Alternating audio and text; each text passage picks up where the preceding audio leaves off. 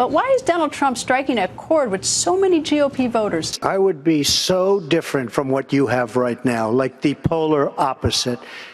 We have a president who doesn't have a clue. Our leaders are stupid. Our politicians are stupid. And the Mexican government is much smarter, much sharper, much more cunning. And they send the bad ones over because they don't want to pay for them. They don't want to take care of them. Why should they when the stupid leaders of the United States will do it for them? And that's what's happening, whether you like it or not.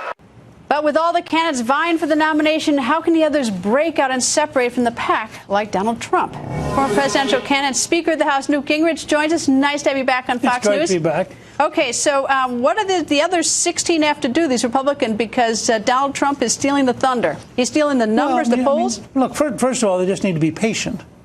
It is a long way from here to February 1st, and February 1st in Iowa is the first vote. You saw an amazing experience on Thursday.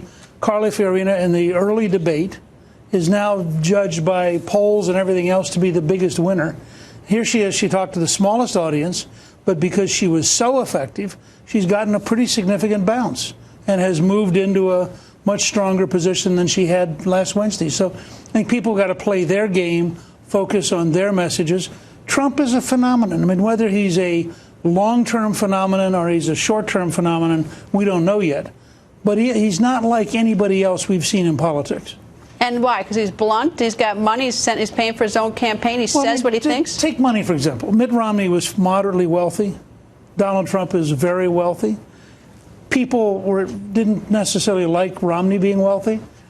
People who like Trump think it's terrific that he's wealthy. Why? Why? I think he's captured this sense of persona. We live in an era, whether it's the Kardashians or it's Tom Cruise's latest movie or whatever it is, we live in an era where personalities fill up space.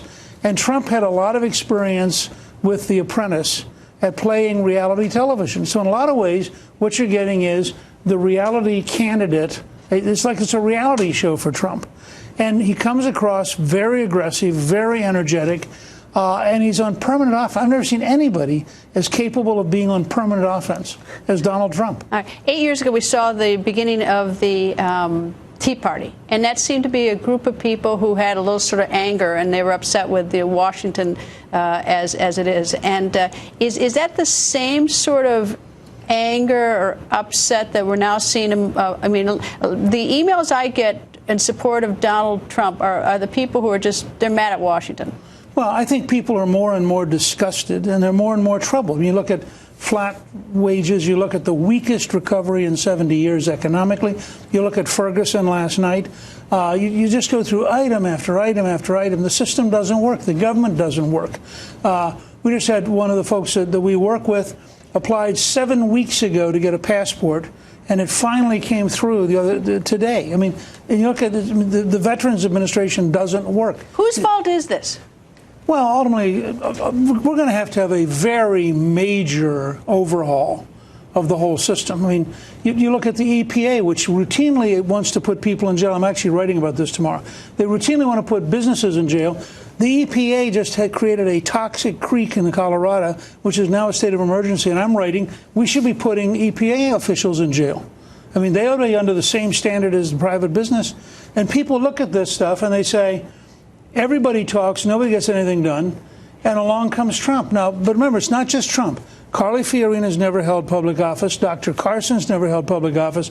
My guess is between the three of them, they have at least 40% of the vote now. It's wild. Anyway, Newt, thank you.